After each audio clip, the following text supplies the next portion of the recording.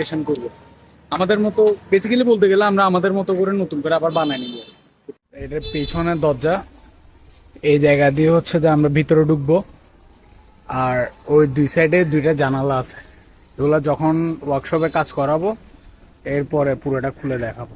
ইনি হচ্ছে ফুডকার্টের মেইন ওনার, আমরা ওনার থেকে ফুডকার্টটা কিনে নিয়েছিলাম এবং উনি যেহেতু আগে চায়ের স্টল করতো তাই আমরা শুধুমাত্র ওনার থেকে কার্ডটাই কিনে নিই, বাকি ভিতরের মালামালগুলো নিয়ে নিই, কারণ আমরা এই ফুডকার্টটা নিয়ে রিডিজাইন করব।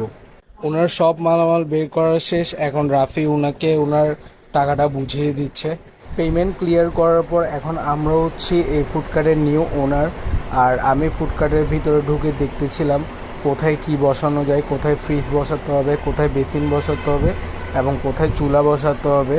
আমি একদিক দিয়ে দাঁড়িয়ে সব কিছু ধারণা করতেছিলাম ভিতর থেকে, আর রাফিকে এটা বুঝিয়ে দিচ্ছিলাম যে কোথায় কিভাবে লাইটিং